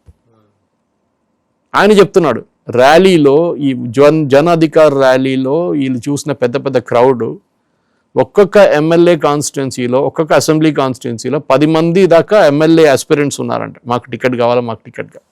వాళ్ళందరి దగ్గర ఏం చెప్పారంటే, ఒక్కొక్కరు మీరు 50,000 మందిని 25,000 మందిని తీసుకురావాలని చెప్పారంట, మీ స్ట్రెంగ్త్ ప్రూవ్ చేయడానికి. దాని మీద మీకు టికెట్లు ఇస్తామని చెప్పారంట. సో అందరూ 25 అంటే 50,000 మందిని కూడా తీసుకొచ్చారు డబ్బులు పెట్టి. సో డబ్బులు పెట్టి తీసుకొచ్చిన వాళ్ళే ఒక యాత్రలో కనిపించారని చెప్పి మనం చెప్పట్లేదు, షకీల్ అహ్మద్ చెప్తారు, he was involved in it. ఆలోచించండి ఎంత మట్టుకు అక్కడున్న లోకల్ పాలిటిక్స్ కంప్లీట్లీ ఒకవైపు వైపౌట్ అయిపోయింది వాళ్ళది, ఆర్జేడీ వైపు. వాళ్ళు ఆలోచించి వాళ్ళ కళలో కూడా రాలేకపోతుండే ఈ డ్రీమ్స్. నేను ఎక్కడో ఒక ప్లేస్లో వీడియోలో నేను ఒక వారం ముందు 10 రోజుల ముందు చెప్పాను, moment the voting percentage of NDA crosses 45%, దాని తర్వాత ఒక ల్యాండ్ స్లైడ్ ఉంటుందని చెప్పాను. ఎందుకంటే ఒకవైపు ప్రశాంత్ కిషోర్ని చాలా పెద్ద బిల్డప్ ఇచ్చారు, మీడియా బిల్డప్ అది, ఎందుకంటే ఆయన దాంట్లో ఎక్స్పర్ట్. మోదీ గారు క్యాంపెయిన్ మేనేజర్ మాత్రమే ఎక్స్పర్ట్. 2013 నుంచి ఆయన మోదీ గారు క్యాంపెయిన్ మేనేజర్ ఉండే. చాయ్ పే చర్చ, హోలోగ్రామ్ టెలికాస్ట్, ఇదంతా చేపించింది ఆయనే మొత్తం మోదీ గారి కోసం. దాని తర్వాత వాళ్ళు ఇద్దరు నడుమితో డిఫరెన్స్ ఒపీనియన్ వచ్చింది, అమిత్ షాతో ఏదో గొడవ జరిగింది, ఆయన క్యాబినెట్ పోస్ట్ కావాలన్నారు, ఇవ్వరన్నారు, వెళ్ళిపోయాడు. ఐప్యాక్ అని పెట్టుకున్నారు. దాని తర్వాత జరిగింది మన అందరికి తెలిసిందే. జగన్ గారి వైపు కానీ, అక్కడ స్టాలిన్ కానీ, ఇక్కడ మమతా బెనర్జీకి అందరిని అడ్వైజ్ చేశారు ఆయన క్యాంపెయిన్స్లో. నిన్ను అడిగారు, నా క్వశ్చన్ పెట్టారు, సురేష్ గారు అట్లా అంటే ప్రశాంత్ కిషోర్ ఎందుకు సక్సీడ్ కావట్లేదు అని. ఆయన ఇంత మంచి స్ట్రాటజిస్ట్ అంటే, నేను చెప్పాను ఒక కన్సల్టెంట్ ఉంటారు, ఇప్పుడు మెకెన్సీ కానీ, బెయిన్ కానీ, ప్రైస్ వాటర్ హౌస్ కూపర్స్, వీళ్ళందరూ కన్సల్టెన్సీ చెప్తారు, కంపెనీలకు చెప్తారు కంపెనీ ఎట్లా నడిపేయాలని చెప్తారు. కానీ తిరిగి వాళ్ళ దగ్గర మీరే కంపెనీ నడిపియండి అంటే వాళ్ళంట మాత్రం కాదంటారు, ఫెయిల్ అవుతారు. రీసెంట్లీ ఒక కంపెనీ యూకేలో చదివాను, యూకేలో యూఎస్లో మెకెన్సీని కన్సల్టెంట్గా ఆయన కంపెనీ ఎండీగా పెట్టుకున్నారంట, కన్సల్టెంట్ని. కంపెనీ మొత్తం మునిగిపోయిందంట. దాని తర్వాత they took the company back and got a professional CEO. ఇప్పుడు కంపెనీ బాగా నడుస్తుందంట. So that is an example in RJD also and కాంగ్రెస్లో. ప్రొఫెషనలిజం వీళ్ళ దగ్గర లేదు, వీళ్ళు ఏం చేయలేకపోతున్నారు. అండ్ దానికోసం ఇక్కడ వైపు నుంచి ఆర్జేడీ, మీరు ఎలక్షన్ మిషనరీ చూడండి, BJP election machinery, even a fellow like Rajdeep Sardesai who is totally anti Modi. ఆయన వైఫ్ అయితే చెప్పక్కర్లేదు, she is a MP now, Sagarika Ghosh. ఆయన he wrote a book on this, పుస్తకం రాశాడు ఒకటి, how election machinery of BJP functions అని. పన్నా ప్రముఖ్ లెవెల్ నుంచి వాళ్ళు పనిచేస్తున్న బూత్ లెవెల్ మేనేజ్మెంట్ దాకా వాళ్ళు దే ఆర్ ఆసమ్. వాళ్ళు అసలు మీరు పక్కన కూడా రాలేరు, మీరు పార్టీలు నేర్చుకోవాల్సింది. వాళ్ళు ఎట్లా చేస్తారు అన్పారలల్ అన్నట్టు. Unparalleled. Now they already working on Bengal already. అక్కడే బీజేపీకి ఒక అడ్వాంటేజ్ ఏంటంటే, ఈవెన్ రతన్ షాదా గారు చెప్పారు, ఆయన ఒక ఆర్టికల్ రాశారు 2024 ఎలక్షన్ తర్వాత, is considered an ideology of RSS. ఆర్గనైజర్లో ఒక ఆర్టికల్ రాశారు, ఏంటంటే బీజేపీ కోర్స్ కరెక్షన్ చేసుకోవాలి. ఈయన ఒక స్టేట్మెంట్ కూడా ఇచ్చింది కదా మన పార్టీ ప్రెసిడెంట్ నడ్డా గారు, వీ డోంట్ రిక్వైర్ RSS అని చెప్పి. అది పెద్ద ఒక తప్పు ఉండే ఆయనది. RSS కావాల్సిందే బీజేపీకి. కానీ బీజేపీ, అదే రతన్ శారదా గారు చెప్పారు, దట్ ఈవెన్ ఒక కోర్స్ కరెక్షన్, నేను రాసిన ఆర్టికల్ తర్వాత కూడా ఇమ్మీడియట్గా కొన్ని రోజుల తర్వాత మీరు కోర్స్ కరెక్షన్ చూస్తారు, అక్కడెక్కడ తప్పులు జరిగిన అన్నీ వాళ్ళు సర్దు తీసుకున్నారు. And they come back strong. Maharashtra, Delhi, Bihar, దాని ముందు ఛత్తీస్గఢ్, మధ్యప్రదేశ్, రాజస్థాన్, దే ఆర్ హిందీ హార్ట్లాండ్ మొత్తం వాళ్ళ చేతిలో ఉంది. తెలంగాణ 80%, తెలంగాణ, కర్ణాటక మినహా మిగతా అన్ని వాళ్ళ దగ్గర ఉంది కంప్లీట్. సో ఇదొక చాలా ఇంపార్టెంట్. ఆ మిషనరీని మీరు ట్యాకిల్ చేయాలంటే వాళ్ళలాగానే ఆలోచించాలి. You have to think like a BJP guy. అంటే పార్ట్ టైం పొలిటీషియన్ కాదు రాహుల్ గాంధీ లాగా, you have to be full time politician. Amit Shah garu 2 రోజులు గడిపారు పట్నాలో, వాసుదేవన్ గారు 3 days ఉన్నారు కదండి క్యాండిడేట్ సెలక్షన్ టైంలో. 2 రోజులు, ఎందుకంటే 110 రెబెల్స్ ఉన్నారు, వాళ్ళకి టికెట్ ఇవ్వలేదని చెప్పి మేము పోటీ చేయబోతున్నాం, మేము విక్టరీ, మేము ఒక 20,000 30,000 ఓట్లు తీసుకెళ్ళిపోతాం, మీ వాళ్ళు ఓడిపోతారు బీజేపీ వాళ్ళు. అమిత్ షా మౌర్య హోటల్లో ఉండి పట్నాలో అక్కడ స్టే చేసి 2 రోజులు వీళ్ళని పిలిపించుకొని ఒక్కొక్కరుగా మాట్లాడారంట 10 నిమిషాలు. చూడండి ఇది సిచ్యువేషన్, మేము అనలైజ్ చేసాం, మీకు టికెట్ ఇవ్వలేదు, నాకు కూడా బాధ ఉంది, కానీ మిమ్మల్ని చూసుకుంటాం మేము, తర్వాత మీరు ఏదో నామినేటెడ్ పోస్టో కార్పొరేషన్ పోస్టో మీకు ఇస్తామని చెప్పి వాగ్దానాలు ఇచ్చారు. అదే టైంలో ఇక్కడ పార్ట్నర్స్ చిరాగ్ పాస్వాన్, మాంఝీ, కుష్వా, వీళ్ళందరినీ కూర్చోబెట్టి మాట్లాడారు. మళ్ళీ మీకు ఎందుకు ఇన్ని సీట్లు ఇస్తాం, మీరు 45 అడిగారు చిరాగ్ పాస్వాన్, 29 ఎందుకు ఇస్తున్నాం, దిస్ ఇస్ ద రీజన్. అది కాకుండా రాహుల్ గాంధీ ఇక్కడ గాయమైపోయాడు, కొలంబియానో ఎక్కడికి వెళ్ళిపోయాడు. That is not the way you run elections. Time and again ఆయన అలాగే చేసుకుంటూ వస్తున్నారు కదండి. సీరియస్ పొలిటీషియన్ కాదు దానికోసం. ఆయన ఏమనుకున్నారంటే ఓట్ చోరీ అని చెప్పి. చూడండి ఒక మాట వాసుదేవన్ గారు, ఇవాళ దాకా ఈ తేజస్వి ఎలక్షన్ ఓడిపోయిన తర్వాత ఇవాళ దాకా ఓట్ చోరీ గురించి ఒక మాట అన్నారండి. ఈవెన్ డ్యూరింగ్ ద క్యాంపెయిన్ అధికార యాత్ర చేశారు, కానీ ఓట్ అధికార యాత్ర, ఇన్ఫాక్ట్ ఓట్ అధికార యాత్ర చేశారు, ఓట్ చోరీ యాత్ర అని చెప్పి మన వాళ్ళు తెలంగాణ నుంచి టీషర్ట్ ప్రింట్ చేసి వీళ్ళందరూ వెళ్ళారు అక్కడికి, ఇంక్లూడింగ్ రేవంత్ రెడ్డి గారు. అక్కడ వెళ్ళినప్పుడు తెలిసిపోయిందంట క్యాంపెయిన్ పేరే మారిపోయిందని. అది ఓట్ చోరీ యాత్ర కాదు, ఇప్పుడు ఓట్ అధికార యాత్ర అయిపోయింది అది. దాని తర్వాత కూడా చూడండి క్యాంపెయిన్లో కూడా ఎక్కడ తేజస్వి యాదవ్ ఓట్ చోరీ గురించి మాట్లాడలేదు, because he knows it's a non issue in Bihar. Issue కాదు అక్కడ, బీహారీలో అది పట్టించుకోలేదండి. వాళ్ళ డెవలప్మెంట్ కావాలి, వాళ్ళకి లా అండ్ ఆర్డర్ కావాలి, వాళ్ళకి కావాల్సిన వాళ్ళ అమ్మాయిలు 6 గంటల తర్వాత రోడ్డు మీద దిగడానికి, నడవడానికి, లేకుంటే వాళ్ళకి పబ్కి వెళ్ళడానికో, లేకుంటే ఒక సినిమాకి వెళ్ళడానికో, తిరిగి రావడం రాత్రి 9 గంటలకు సేఫ్గా ఉండాలని చెప్పి, అది వాళ్ళ బేసిక్ థింగ్. Second, employment. మా దగ్గర ఉద్యోగాలు, బయట వెళ్ళి పని చేస్తున్నారు. ఎస్టర్డే నేను క్యాబ్ తీసుకున్నాను ఊబర్, ఆ డ్రైవరు బీహారీ గాయ్. అడిగాను అంత, నువ్వు ఇక్కడ ఏం చేస్తున్నావు అంటే, ఏం చేయాలి సార్, అక్కడ ఉద్యోగం లేదు, అక్కడ ఉద్యోగం ఉంటే అక్కడ చేసుకుంటారు, అక్కడ ఉంటే చేసుకుంటే సార్ ఒక 50 రూపాయలు తక్కువ ఇస్తే కూడా చేసుకుంటారు అక్కడ అంటున్నాడు. పాపం చిన్న చిన్న ఈ ఈ పుల్ కార్డ్స్ ఉంటాయి, అవి పెట్టుకొని చిన్న చిన్న so items they have to create employment in Bihar. అంత ఈజీ కాదు అది. ఇన్ఫాక్ట్ ఐరానికల్ ఏంటంటే వాసుదేవన్ మీకు తెలిసి ఉంటుంది, largest number of civil servants select అయితే దేశానికి IAS, IPS, IFS office select అయితే బీహార్ నుంచి. ఆల్మోస్ట్ మనకి తెలిసిన వాళ్ళందరూ మెజారిటీ బీహారీ వాళ్ళే. ఎందుకు? So 1 and you have IAS civil service అంతా సెలెక్ట్ అవుతున్నారు. ఎక్స్ట్రీమ్ అండి. ఇటువైపు ఏమో ఎడ్యుకేషన్ లేదు. సో మీరు ఆ కంపారిజన్ తీసుకోవాలి. Even Tejashwi is not even 8th class అంతే. సో 8th క్లాస్ అనగానే మనం డిక్రేజ్ చేయకూడదు. Kamaraj garu, Kamaraj, one considered king maker at one time, 2 prime మినిస్టర్ని ఇన్స్టాల్ చేసిన మనిషి. ఆయన స్కూల్ కూడా వెళ్ళలేదు. But is the person who started mid day meal scheme. అప్పుడు when he was there 60s, 70s లో ఈ started mid day meal in Tamil Nadu. అది ఇప్పుడు అన్ని స్టేట్స్లో నడుస్తున్నాయి. అందరు క్రెడిట్ తీసుకుంటారు, కానీ ఒరిజినల్ పర్సన్ ఆయన కదా Kamaraj. So education is not important, కానీ running a party, running a establishment is totally different ball game. నేను ప్రతి ఇంటికి ఒక గవర్నమెంట్ ఉద్యోగస్తా అంటే ఎవరు బిలీవ్ చేస్తారు మిమ్మల్ని? ఎవరు బిలీవ్ చేయరు. అసలు ఎట్లా సాధ్యమవుతుందండి? ఇంటికి 2 లక్షల గవర్నమెంట్ ఎంప్లాయీస్ కూడా లేరు, మీరేమో 2 కోట్ల మందికి ఉద్యోగం ఇస్తా అంటున్నారు. ఎట్లా ఇస్తారు మీరు? దిస్ ఇస్ ఒక కామన్ సెన్స్. ఇది బిలీవబుల్. 10,000 రూపాయలు అకౌంట్లో వేసినప్పుడు అందరూ ఏమంటున్నారు, వరల్డ్ బ్యాంక్ డబ్బులు తీసుకొచ్చేసారు. వరల్డ్ బ్యాంకో ఏ బ్యాంకో తెలియదు. అదే కదండి, అది కూడా అడగపోతుంది. ప్రశాంత్ కిషోర్ పార్టీ వాళ్ళు అది డెవలప్మెంట్ కోసం తీసుకున్న డబ్బులు. ఇది ఎందుకు ఇచ్చారు? చిన్న చిన్న బిజినెస్ పెట్టుకోండి మీరు. చిన్న బిజినెస్ 10,000 రూపాయలు ఎంత పెద్ద బిజినెస్ పెట్టలేరు మీరు. చిన్న ఒక పుష్ కార్టో, చిన్న ఒక పకోడా జాయింటో, చిన్న ఒక 2 కుట్ల మిషనో కొనుక్కోవచ్చు మీరు, మీ డబ్బులు కూడా కొంచెం పెట్టి. దానికి ఇచ్చిన డబ్బులు ఇది. It is not a freebie. మీరు ఇది బాగా వాడుకుంటే మీకు ముద్రా లోన్లు ఇస్తాం తర్వాత. That is a condition attach to it. డైరెక్ట్గా చెప్పకుండా కానీ మోదీ గారు ఇండైరెక్ట్గా చెప్పారు అది. అంటే బీహార్లో ఎంప్లాయ్మెంట్ ప్రొవైడ్ చేయాలంటే self employment is very important. దానికి ఫస్ట్ స్టెప్ ఇది. మహిళల చేతిలో డబ్బులు వెళ్తే వాళ్ళు ఆల్రెడీ ప్రొహిబిషన్ పెట్టారు, వాళ్ళు చాలా పాపులర్గా ఉన్నారు దానికోసం నితీష్ కుమార్ గారు. ఎందుకంటే సాయంత్రం కాగానే మన దగ్గర చూస్తాం, వైన్ షాప్లో వెళ్ళి 1000 రూపాయలు కమాయించినోడు సాయంత్రం వెళ్ళి 300 రూపాయలు హాఫ్ బాటిల్, క్వార్టర్ బాటిల్ తీసుకుని తాగుతాడు. అది అక్కడైతే ఆయన ఇది మద్య నిషేధం విషయంలో మొత్తం సేవింగ్ ఉంది ఆ అమౌంట్ అనమాట. There is a viral video, మీరు చూసారో లేదో నాకు తెలియదు. There is a very viral video. ఒక బీహారీ వాడు కూర్చొని మాట్లాడుతున్నాడు, మెయిల్ మెంబర్ ఫ్యామిలీది. మా వైఫ్కి 10,000 రూపాయలు ఇచ్చాడు నితీష్ కుమార్, నాకెందుకు ఇవ్వట్లేదు? మేము what are we losers or what? మాకు కూడా డబ్బులు ఇవ్వాలి కదా అంటున్నాడు. వాడికి ఇచ్చిన అనుకోడు, ఇప్పుడు తాగలేడు, కానీ వాడు మిస్యూజ్ చేస్తాడు దాన్ని. కానీ మహిళలకి ఇస్తే పిల్లల ఫీజు కట్టడానికో, లేకుండా మీరు చెప్పిన చిన్న బిజినెస్ పెట్టడానికో యూజ్ చేస్తారు వాళ్ళు.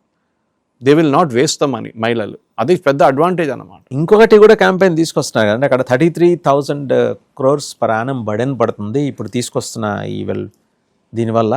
Where from those revenues will come? Already 4 లక్షల కోట్లు అప్పు చేసింది బీహార్. అప్పులు అన్ని రాష్ట్రాల్లో ఉన్నాయండి. అన్ని రాష్ట్రాలు పర్ డే 63 crores ఇంట్రెస్ట్ కింద పోతుంది అంటారు. ఇక్కడ తెలంగాణ, మన మ్యాప్ ఉంది నా దగ్గర, నా ఫోన్లో ఉంది, ఒక మ్యాప్ చూపిస్తాను మీకు. తెలంగాణ, ఆంధ్రప్రదేశ్, కర్ణాటక, తమిళనాడు ఇండియాలో highest debt ridden states. Not UP, Bihar. Telangana, Andhra, Karnataka, Tamil Nadu. Map దారుణ కావాలంటే మీకు దీని తర్వాత ఇంకోటి అండి, ఇంకో state. 4 states. 4 states, okay. These are 4 states with the highest debt. ఇప్పుడు మహారాష్ట్రలో అంటారు, మీరు ఇచ్చారు కదా మహారాష్ట్రలో అని. మహారాష్ట్ర జీడిపి సైజ్ ఏంటండి? మహారాష్ట్రలో ఇచ్చే అన్ని బెనిఫిట్స్ కలుపుకుంటే కూడా ఫ్రీబీస్ అంటాం కదా మనం, 17% ఆఫ్ ద జీడిపి అంతే. సో బీహార్కి అడ్వాంటేజ్ ఏంటంటే, ఇప్పుడు ఇలా అంటున్నారు చూడండి, వరల్డ్ బ్యాంక్ ఇస్తారు. World bank will give you for human development ఇండస్ట్రీస్కి డబ్బులు ఇస్తారు వాళ్ళు కావాల్సింది అది. మీరు పైప్ లైన్ బట్టి నీళ్ళు ఇస్తారో, టాయిలెట్లు కడతారో, అన్నిటికీ వాళ్ళు డబ్బులు ఇస్తారు వరల్డ్ బ్యాంక్. దానికోసం కదా వరల్డ్ బ్యాంక్. కంపెనీ బ్లడ్ అని కాదు వరల్డ్ బ్యాంక్, అది ప్రైవేట్ సెక్టర్ చూసుకుంటారు. సో మీరు మోదీ గారి వైపు నుంచి కూడా ఆయన చెప్పారు, డబుల్ ఇంజిన్ సర్కార్ ఉన్నప్పుడు ఇదంతా పనిచేస్తుంది బాగానే. Definitely from his side there will be a lot of development that will come. దాంట్లో డౌట్ లేదు వాసుదేవన్ గారు. ఇది జరుగుతుంది, కానీ దీనికి టైం పడుతుంది. ఇంకా మీరు 5 సంవత్సరాల్లో మ్యాజిక్ షో చేయాలంటే చాలా మటుకు లాస్ట్ 15 yearsలో ఎవరైనా అంటున్నారు, బీహార్కి వెళ్ళిన వాళ్ళు అంటున్నారు, చాలా డిఫరెన్స్ ఉంది. ముందున్న బీహార్కి ఇప్పుడున్న బీహార్కి చాలా డిఫరెన్స్ ఉంది. అది చాలా క్లారిటీ ఉంది దాన్ని. బహుశా మీకు ఐడియా ఉండి ఉంటుంది. అంటే కొన్ని సందర్భాలు, అంటే లారూ గారి రెజిమ్లో జరిగిన అరాచకాల గురించి జంగిల్ రాజ్ అదే కదా వాళ్ళు మాట్లాడితే. ఈవినింగ్ 4 o'clock తర్వాత ఏటీఎంలు క్లోజ్ చేసేవారంట. అండ్ స్ట్రీట్ లైట్స్ ఉండేవి కాదు, రైళ్లలో టికెట్లు కొనుక్కునేవాళ్ళు కాదు. ట్రైలర్లో ఎవరైనా టికెట్ అయితే టీటీఎల్ని తోసి పారేయటం, చంపేయటం, ఇన్ని జరిగాయంట అప్పట్లో. నిన్న ఒక చాలా ఇంట్రెస్టింగ్ డిస్కషన్ జరిగింది ఒక మలయాళం న్యూస్ ఛానల్లో. ఏం జరిగిందంటే దాంట్లో కొంతమంది ఢిల్లీలో ఉన్న రిపోర్టర్స్, ఇప్పుడు Malayalam channel news reporters, TV channel reporters ఒక 10 సంవత్సరాల ముందు లాలు టైంలో వీళ్ళు అక్కడికి వెళ్ళారంట. When Lalu was ruling 10-15 years ago పట్నాకి వెళ్ళారంట. పట్నాకి వెళ్ళి ఒక హోటల్లో ఉన్నారంట వీళ్ళందరూ క్యాంపెయిన్ టైంలో. ఒకరోజు రాత్రి కొంతమంది బంధువులు తీసుకొచ్చి వీళ్ళ దగ్గర అన్నీ గుంజుకున్నారంట. వాచ్ నుంచి చైన్లు, పర్సులు అన్నీ తీసుకెళ్ళిపోయారంట. లాస్ట్ దాంట్లో ఎవడో ఒకటి చెప్పినంట, మేము పోలీస్ స్టేషన్కి వెళ్ళి కంప్లైంట్ చేస్తామంటే వాళ్ళు బట్టలు కూడా ఇప్పేశారంట మొత్తం. ఇప్పుడు నువ్వు ఎట్లా పోలీస్ స్టేషన్ పోతావు చూసుకొని చెప్పి సూట్ కేసు కూడా తీసుకెళ్ళిపోయాడంట వాళ్ళది. ఏం లేదు వాళ్ళ దగ్గర. లాస్ట్లో బెడ్షీట్ కప్పుకొని బయటకు వచ్చిందంట వాళ్ళు.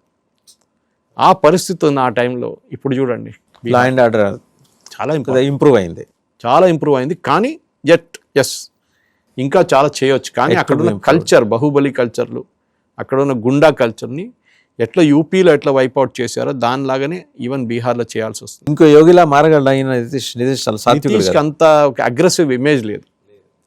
బహుశా చిరాగ్ పాస్వాన్కి ఉండొచ్చు. That is I'm always pushing for Chirag Paswan as the next chief minister. నేనేం చేయలేను కానీ I'm just making a suggestion that Chirag Paswan can be the next chief minister of Bihar. ఎందుకంటే బీహార్లో బీజేపీకి ఒక ఫేస్ అయితే లేదు.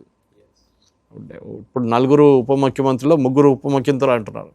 యాక్చువల్లీ డెప్యూటీ చీఫ్ మినిస్టర్ అనే పోస్ట్ ఎక్కడ లేదు, కాన్స్టిట్యూషనల్ లేదు. మన దగ్గర గౌరవం ఇచ్చుకొని బట్టి విక్రమార్క ఆయన ఫౌండేషన్ స్టోన్ మీద కూడా ఇస్తారు, which is illegal because there is no such post.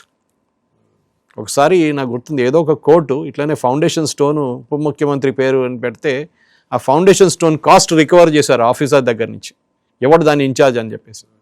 Because there is no such post. But anyway it's an ornamental post. అది ఉప ముఖ్యమంత్రి గౌరవం. ఈవెన్ డెప్యూటీ ప్రైమ్ మినిస్టర్ ఎవరు, Sardar Patel. Technically there is no deputy prime minister in India.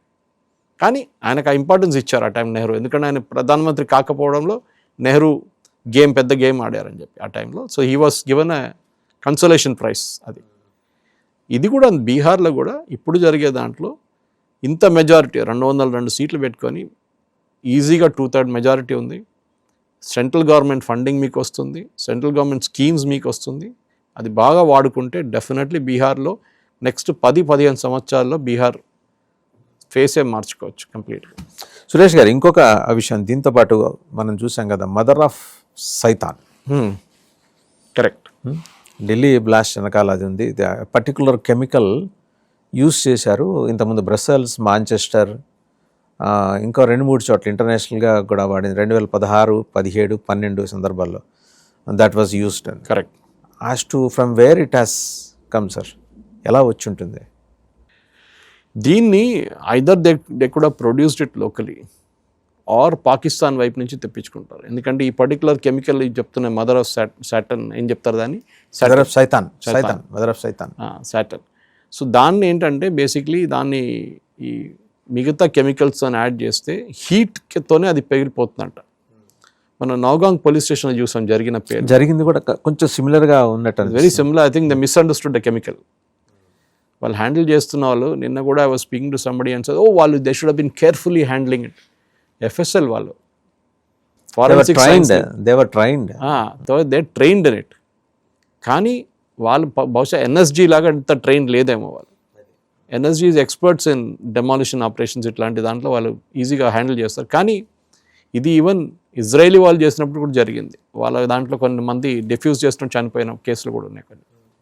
So డెఫినెట్గా there is the chemical disease. మనకి ఇంకా తెలియదు దీని గురించి డీటెయిల్స్. ఇంకా నిన్న టైమ్స్ ఆఫ్ ఇండియాలో వచ్చిన ఒక రిపోర్ట్ చూసాం మనం. కానీ ఇంకా డీటెయిల్స్ కావాలంటే definitely there has to be more investigation. ఈ కెమికల్ ఎక్కడి నుంచి వచ్చింది, ఎట్లా తీసుకొచ్చారు, దాని ఎక్కడి నుంచి వచ్చిన కేసు కూడా చూడాల్సింది. ఇంకా ముందుకెళ్తే ఇంకా అది ఎవరైనా అక్వైర్ చేసే వాళ్ళని ఎట్లా ఆపాలని చెప్పి మనం చూడాల్సి వస్తుంది. ఇప్పుడు అదే సార్, ఇప్పుడు డాక్టర్ ఆయన ఉమర్ మహమ్మద్ కరెక్ట్, ఆయన క్యారీ చేస్తున్నప్పుడు ఇది పేలే అంటే అది కరెక్ట్. ఆయనంతా ఆయన ఇగ్నైట్ చేస్తారు. ఎందుకంటే దీనికైతే డిటనేటర్ అక్కర్లేదట దీన్ని యూజ్ చేయడానికి. కరెక్ట్. సో ఆయన పోయింది. అయితే ఇప్పుడు దాని ఫర్దర్ ఎక్స్టెన్షన్ ఏంటి, NIA చూస్తున్నది.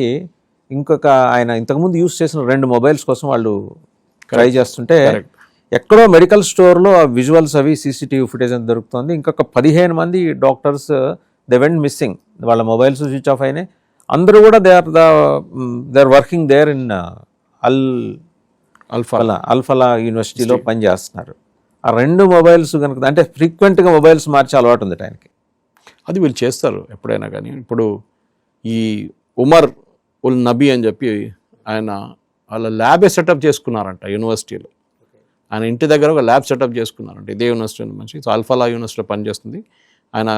ఇల్లు కూడా యూనివర్సిటీ దగ్గర ఉందంట. అక్కడ ల్యాబ్ సెటప్ చేసుకున్నాడు ఎక్స్ప్లోర్ చేసి టెస్ట్ చేయడానికి. ఇది కేరళలో కూడా ఈ పిఎఫ్ఐ యాక్టివిటీస్ని ట్యాకిల్ చేస్తున్నప్పుడు ఒకసారి వాగమన్ అని చెప్పి మున్నార్ దగ్గర పెద్ద ఒక హిల్ స్టేషన్ ఉంది.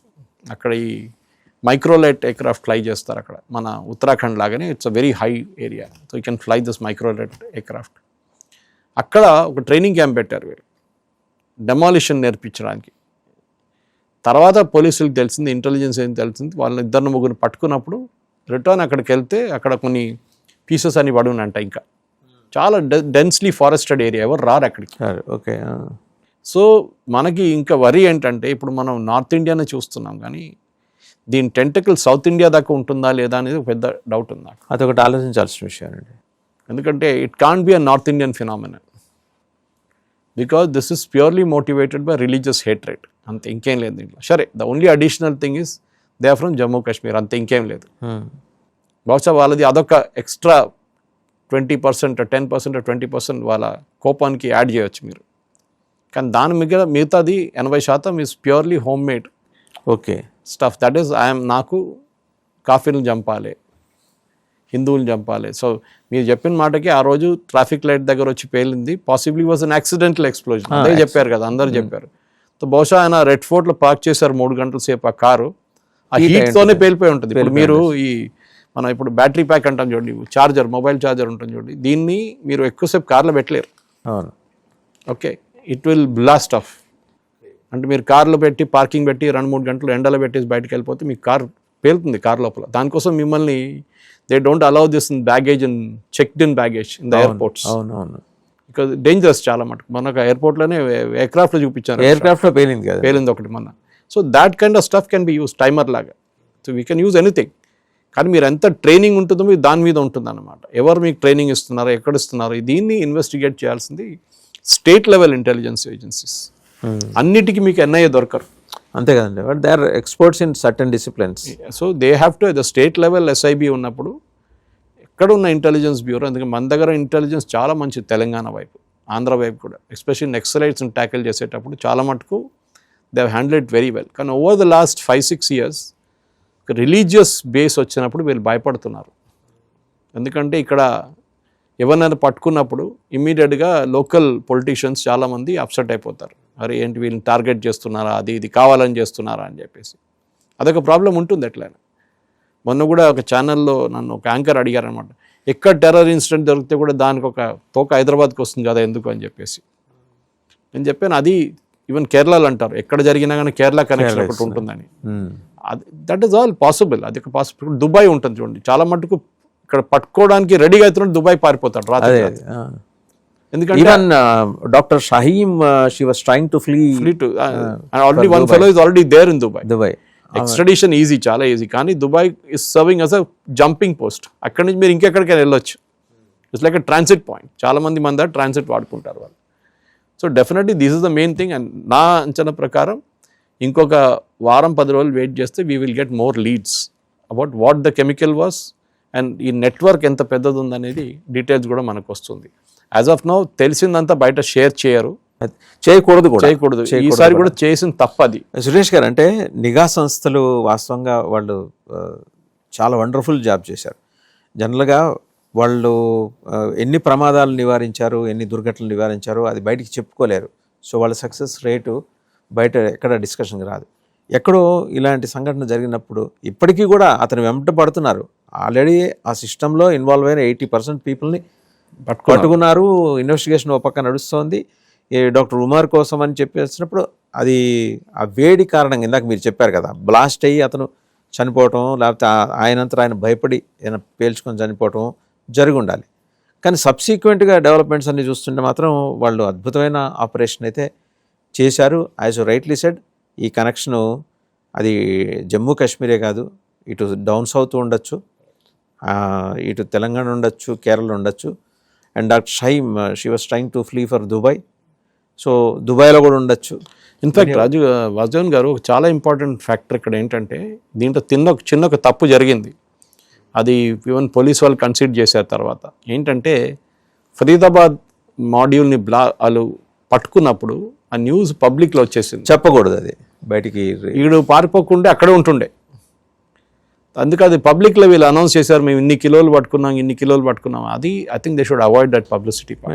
ఆయన తను ఫ్రైటన్ అయి ఉంటాడు, దాంతో ఆడు భయపడి అక్కడి నుంచి పారిపోయాడు, పానిక్ అయ్యాడు, ఉన్న కెమికల్ తీసుకొని పారిపోయాడు అక్కడి నుంచి. పానిక్ అయ్యాడు. వాడి పారిపోవడమే కాకుండా నెట్వర్క్ అంతా కూడా యాక్టివేట్ అయిపోయారు. సో వాళ్ళకి తెలుసులే, వాళ్ళ జాబ్ మనం చెప్పక్కర్లేదు, వాళ్ళకి తెలుసు. కానీ పబ్లిసిటీ షుడ్ బి అవాయిడెడ్. ఎందుకంటే అట్ ఆల్ కాస్ట్ సీక్రెట్గా వర్క్ చేసి వాళ్ళని పట్టుకున్నప్పుడు వాళ్ళు అలర్ట్ చేస్తారు వాళ్ళ నెట్వర్క్ని, వీడు కనిపించట్లేదు, వీడు ఎక్కడ పోయిండో, పోలీసు వాళ్ళు వాళ్ళ ఇంటికి వచ్చిందంటే obviously the signs for it. కానీ anyway it's a good lesson మనకు కూడా. కెమికల్స్ హ్యాండిల్ చేసే దాంట్లో కూడా గుడ్ లెసన్. నౌగాంగ్లో జరిగింది, ఇట్స్ బిగ్ డిజాస్టర్. పాపం 9 మంది చనిపోయారు, వాళ్ళ లైన్ ఆఫ్ డ్యూటీలో చనిపోయారు. అది కూడా దాని జరగకూడదు. అండ్ అడ్వాన్స్డ్ ఈ చెప్పినట్లు కొత్త కెమికల్స్ ఏమొస్తుందో మనకి, దాన్ని కూడా రిసిన్ కావచ్చు, మిగతా ఏమైనా ఉండొచ్చు. We should be careful. And public కూడా, మీరు ఎక్కడైనా మీకు ఏదైనా డౌట్ వస్తే, మనుషులు కానీ బ్యాగులు కానీ ఏదైనా కనిపిస్తే డెఫినెట్లీ దగ్గరున్న పోలీస్ వాళ్ళని ఇన్ఫామ్ చేయండి, లేకుంటే 100 డయల్ చేసి ఇన్ఫామ్ చేయాల్సింది. మా పని కాదు, అది ఎవరిదో పని అని చెప్తే రేపు మనకే ఆ ప్రాబ్లం రావచ్చు. Right Suresh garu, thank you very much. So చూసాం కదా, సురేష్ కొచాట్లి గారు 3 భిన్నమైన అంశాల మీద విభిన్నమైన విశ్లేషణ అందించారు. ఒకటి, అసదుద్దీన్ ఓవైసీ ఎలా ట్రాన్స్ఫర్మేషన్, ఒక చార్మినార్ పార్టీ నుంచి దేశంలో మిగిలిన రాష్ట్రాలకు విస్తరించేలాగా తన రాజనీతిని ఆయన ఎలా ప్రయోగిస్తూ వస్తున్నారు. ఓవైసీ బ్రదర్స్ ఇద్దరిలో కూడా ఈయనకున్న పరిణితి, ఆయన ఈ మధ్య కాలంలో పోస్ట్ ఆపరేషన్ సింధూర్ ఎలా బయటకు వచ్చింది, సురేష్ గారు బాగా ఎక్స్ప్లెయిన్ చేశారు. చాలా పార్లమెంటరీ డెలిగేషన్స్ చాలా దేశాలు తిరిగాయి, బట్ ఓవైసీ గారు లీడ్ చేసిన డెలిగేషన్కి వచ్చినంత ప్రాధాన్యం అండ్ మీడియా అటెన్షన్ కానీ, పబ్లిక్ అటెన్షన్ కానీ వేరే వాటికి రాలా. దట్ డజంట్ మీన్ వాళ్ళు చేయలేదని కాదు, బట్ ఈయన అంత అగ్రెసివ్గా చేశారు. సో ఆయనలో ఉన్న ఆ లీడర్షిప్ క్వాలిటీ ఆ పొజిషన్ తోటి బయటపడింది. దగ్గర నుంచి తను కేవలం ఒక ముస్లిం పార్టీ అనే ఇమేజ్ నుంచి బయటపడటానికి ఆయన చేస్తున్న ప్రయత్నాల్లో భాగంగా ఇటు నవీన్ యాదవ్ అనే ఒక పాచికని ఆయన వాడుకున్నారు. అండ్ తర్వాత కూడా చాలా కేటగిరీలుగా చెప్పారు, నేను సపోర్ట్ చేసింది క్యాండిడేట్ కానీ. అంటే రేపు పొద్దున జిహెచ్ఎంసీ ఎలక్షన్స్లో ఈయన మద్దతు అనివార్యం అనే విషయాన్ని ఆయన అవతల పార్టీ కాంగ్రెస్ గుర్తించేలా చేశాడు. సో తన మార్కెట్ పెంచుకోవడం. అటు బీహార్ వెళ్ళారు, సీమాంచల్లో 5 సీట్లు గెలిచారు, 40 కంటెస్ట్ చేసి. తను ప్రూవ్ చేసుకున్నారు. హిందూ సెగ్మెంట్స్లో కూడా వెళ్తున్నారు. ఒక లీడర్ అంటే ఆయన రాజకీయ పార్టీ, ఆయన సిద్ధాంతాలు ఎట్లా ఉన్నా సరే, ఒక లీడర్ ఎట్లా ఉండాలి అండ్ తన పార్టీని ఎట్లాగా నిర్మాణం చేసుకోవాలి. ఓవైసీ గారు ఈ మధ్యకాలంలో మంచి రోల్ మోడల్గా నిలిచారంటే ఎలాంటి సందేహం లేదు. దాని తర్వాత లాలు కుటుంబంలో చిచ్చు, రోహిణి ఆచార్య, ఆమె చెప్పింది పాపం, తనకి చెప్పు చూపించారు బయటికి వెళ్ళిపోమని. ఒక తల్లి కడుపున్న పుట్టిన బిడ్డలే ఈ రకంగా చేస్తున్నారంటే, ఇప్పుడు లాలు కళ్ళ ముందు వృద్ధాప్యంలో ఈ క్షోభ ఆయనకి ఆయన పార్టీకి అంత మంచిది కాదు. బట్ అది అనివార్యంగా జరుగుతోంది. మరి అక్కడ ఏం జరుగుతుందనే దాని మీద కూడా చెప్పారు. అండ్ ఇది ఇక్కడ మదర్ ఆఫ్ సైతాన్ సంబంధించిన ఆ కెమికల్ ఎలా వచ్చింది, లోకల్గా తయారు చేశారా, దీని మీద ఇన్వెస్టిగేషన్స్ నడుస్తున్నాయి. అండ్ సురేష్ కొచాట్లి గారు చెప్పినట్టు నిఘా సంస్థల పనితీరుని మనం ఇక్కడ కూర్చొని దాన్ని జడ్జి చేయక్కర్లేదు. వాళ్ళ పని వాళ్ళు చేస్తున్నారు. చాలా ప్రమాదాలు, దుర్ఘటనలు వాళ్ళు నివారించారు. ఒకటి పబ్లిసిటీ చేయకుండా ఉంటే అతను కూడా, డాక్టర్ ఉమర్ కూడా దొరికేవాడు, ఫర్దర్గా మరిన్ని డీటెయిల్స్. బట్ స్టిల్ వాళ్ళేమీ ఆగలేదు. అతను ఎవరెవరితో కాంటాక్ట్లో ఉన్నాడు, అల్ ఫలాహ్ యూనివర్సిటీని జల్లెడ పట్టారు. ఒక 15 మంది డాక్టర్స్ దే వెంట్ మిస్సింగ్, వాళ్ళ గురించి కూడా ఎతుకుతున్నారు. దుబాయ్ కావచ్చు, డౌన్ సౌత్ కావచ్చు, ఎక్కడున్నా సరే నిఘా సంస్థలు వాళ్ళ దానికి సంబంధించిన కంప్లీట్ డీటెయిల్స్ వారం 10 రోజుల్లో ఇస్తాయి, పట్టుకుంటారు కూడా. Thank you very much Suresh garu. Thank you.